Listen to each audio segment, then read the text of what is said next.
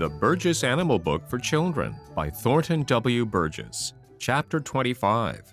Two Famous Swimmers. The bank of the Smiling Pool was a lovely place to hold school at that hour of the day, which you know was just after sunup. Everybody who could get there was on hand, and there were several who had not been to school before. One of these was Grandfather Frog, who was sitting on his big green lily pad. Another was Jerry Muskrat, whose house was out in the Smiling Pool. Spotty the Turtle was also there, not to mention Longlegs the Heron. You see, they hadn't come to school, but the school had come to them, for that is where they live or spend most of their time. "Good morning, Jerry Muskrat," said Old Mother Nature pleasantly, as Jerry's brown head appeared in the Smiling Pool. "Have you seen anything of Billy Mink or Little Joe Otter?" "Little Joe went down to the Big River last night," replied Jerry Muskrat. "I don't know when he's coming back, but I wouldn't be surprised to see him any minute. Billy Mink was here last evening and said he was going up the Laughing Brook fishing. He's likely to be back any time. One never can tell when that fellow will appear. He comes and goes continually. I don't believe he can keep still 5 minutes." "Who is that can't keep still 5 minutes?" demanded a new voice, and there was Billy Mink himself, just climbing out on the big rock. "Jerry was speaking of you," replied Old Mother Nature. "This will be a good chance for you to show him that he's mistaken. I want you to stay here for a while and to stay right on the big rock. I may want to ask you a few questions." Just then Billy Mink dived into the Smiling Pool, and a second later his brown head popped out of the water, and in his mouth was a fat fish. He scrambled back on the big rock and looked at Old Mother Nature a bit fearfully as he laid the fish down. I didn't mean to disobey," he mumbled. "I saw that fish and dived for him before I thought. I hope you will forgive me, Mother Nature. I won't do it again." "Acting before thinking gets people into trouble sometimes," replied Old Mother Nature. "However, I will forgive you this time. The fact is, you have just shown your friends here something. Go ahead and eat that fish and be ready to answer questions." As Billy Mink sat there on the big rock, everyone had a good look at him. One glance would tell anyone that he was a cousin of Shadow the Weasel. He was much larger than Shadow, but of the same general shape, being long and slender. His coat was a beautiful dark brown, darkest on the back. His chin was white. His tail was round, covered with fairly long hair which was so dark as to be almost black. His face was like that of Shadow the Weasel. His legs were rather short. As he sat eating that fish, his back was arched. Old Mother Nature waited until he had finished his feast.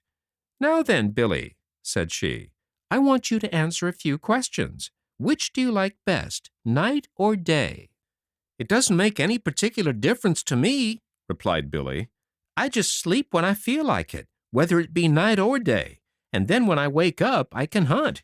It all depends on how I feel." "When you go hunting, what do you hunt?"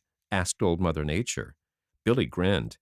"Anything that promises a good meal," said he. "I'm not very particular.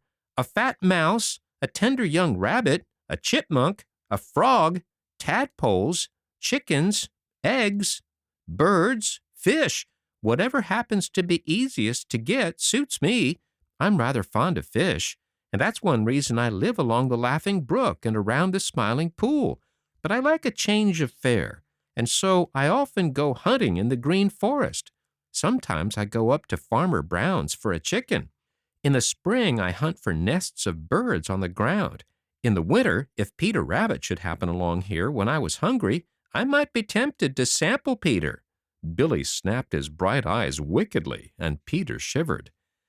"If Jerry Muskrat were not my friend, I'm afraid I might be tempted to sample him," continued Billy Mink. "Pooh!" exclaimed Peter Rabbit. "You wouldn't dare tackle Jerry Muskrat." "Wouldn't I?" replied Billy. "Just ask Jerry how he feels about it." One look at Jerry's face showed everybody that Jerry, big as he was afraid of Billy Mink. "How do you hunt when you are on land?" asked Old Mother Nature. "The way every good hunter should hunt, with eyes, nose, and ears," replied Billy. "There may be folks with better ears than I've got, but I don't know who they are. I wouldn't swap noses with anybody.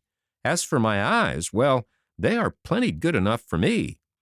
"In other words, you hunt very much as does your cousin Shadow the Weasel," said Old Mother Nature. Billy nodded. "I suppose I do," said he. "But there's one thing he does which I don't do, and that's hunt just for the love of killing. Once in a while I may kill more than I can eat, but I don't mean to. I hunt for food, while he hunts just for the love of killing." "You all saw how Billy catches fish," said Old Mother Nature. "Now, Billy, I want you to swim over to the farther bank and show us how you run." Billy obeyed. He slipped into the water, dived, swam under water for a distance, then swam with just his head out.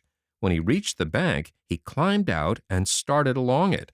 He went by a series of bounds. His back arched sharply between each leap. Then he disappeared before their very eyes, only to reappear as suddenly as he had gone. So quick were his movements that it was impossible for one of the little people watching to keep their eyes on him. It seemed sometimes as though he must have vanished into the air. Of course he didn't. He was simply showing them his wonderful ability to take advantage of every little stick, stone, and bush. "Billy is a great traveler," said Old Mother Nature. "He really loves to travel up and down the Laughing Brook, even for long distances. Wherever there is plenty of driftwood and rubbish, Billy is quite at home. Being so slender, he can slip under all kinds of places and into all sorts of holes. Quick as he is on land, he is not so quick as his cousin Shadow, and good swimmer as he isn't so good as his bigger cousin, Little Joe Otter. But being equally at home on land and in water, he has an advantage over his cousins. Billy is much hunted for his fur, and being hunted so much has made him very keen-witted. Mrs. Billy makes her home nest in a hole in the bank, or under an old stump, or under a pile of driftwood, and you may be sure it is well hidden. There the babies are born, and they stay with their mother all summer. Incidentally, Billy can climb readily. Billy is found all over this great country of ours. When he lives in the far north, his fur is finer and thicker than when he lives in the south. I wish Little Joe Otter were here. I hoped he would be." "Here he comes now," cried Jerry Muskrat. "I rather expected he would be back."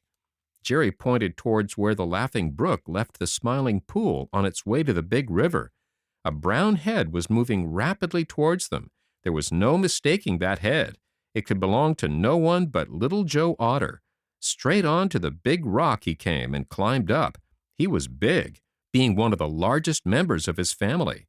He was more than 3 feet long, but no one looking at him could mistake him for anyone but a member of the Weasel family. His legs were short, very short for the length of his body. His tail was fairly long and broad. His coat was a rich brown all over, a little lighter underneath than on the back.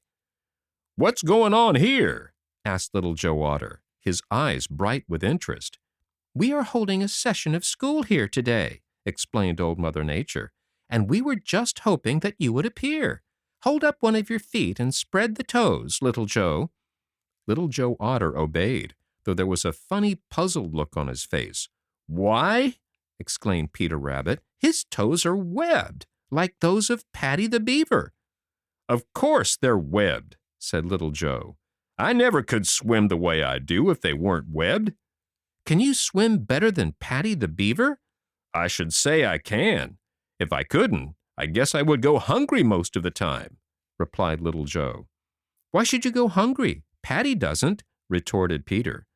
"Paddy doesn't live on fish," replied Little Joe. "I do, and that's the difference. I can catch a fish in a tail-end race, and that's going some." "You might show us how you can swim," suggested Old Mother Nature.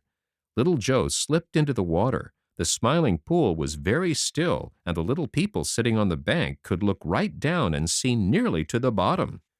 They saw Little Joe as he entered the water, and then saw little more than a brown streak. A second later, his head popped out on the other side of the Smiling Pool. "Phew! I'm glad I'm not a fish!" exclaimed Peter, and everybody laughed. "You may well be glad," said Old Mother Nature. "You wouldn't stand much of a chance with Little Joe around. Like Billy Mink, Little Joe is a great traveler, especially up and down the Laughing Brook and the Big River. Sometimes he travels over land, but he is so heavy and his legs are so short that traveling on land is slow work. When he does cross from one stream or pond to another, he always picks out the smoothest going. Sometimes in winter he travels quite a bit. Then when he comes to a smooth hill, he slides down it on his stomach. By the way, Little Joe, haven't you a slippery slide somewhere around here?" Little Joe nodded. "I've got one down the Laughing Brook, where the bank is steep," said he. "Mrs. Otter and I and our children slide every day." "What do you mean by a slippery slide?" asked Happy Jack Squirrel, who was sitting in the big hickory tree which grew on the bank of the Smiling Pool. Old Mother Nature smiled. "Little Joe Otter and his family are quite as fond of play as any of my children," said she. "They get a lot of fun out of life. One of their ways of playing is to make a slippery slide where the bank is steep and the water deep. In winter it is made of snow, but in summer it is made of mud. There they slide down, splash into the water, then climb up the bank and do it all over again. In winter they make their slippery slide where the water doesn't freeze, and they get just as much fun in winter as they do in summer." "I suppose that means that Little Joe doesn't sleep in winter, as Johnny Chuck does," said Peter. "I should say not," exclaimed Little Joe. "I like the winter, too. I have such a warm coat that I never get cold. There are always places where the water doesn't freeze. I can swim for long distances under ice, and so I can always get plenty of food." "Do you eat anything but fish?" asked Peter Rabbit. "Oh, sometimes," replied Little Joe. "Once in a while I like a little fresh meat for a change, and sometimes when fish are scarce I eat frogs. But I prefer fish, especially salmon and trout." "How many babies do you have at a time?" asked Happy Jack Squirrel. "Usually 1 to 3, replied Little Joe, "and only one family a year. They are born in my comfortable house, which is a burrow in the bank. There Mrs. Otter makes a large, soft nest of leaves and grass. Now, if you don't mind, I think I will go up on the Laughing Brook. Mrs. Otter is waiting for me up there." Old Mother Nature told Little Joe to go ahead. As he disappeared, she sighed. "I'm very fond of Little Joe Otter," said she, "and it distresses me greatly that he is hunted by man as he is. That fur coat of his is valuable, and man is forever hunting him for it. The otters were once numerous all over this great country, but now they are very scarce, and I'm afraid that the day isn't far away when there will be no Little Joe Otter. I think this will do for today. There are 2 other members of the Weasel family, and these, like Little Joe and Billy Mink, are continually being hunted for their fur coats. I will tell you about them tomorrow."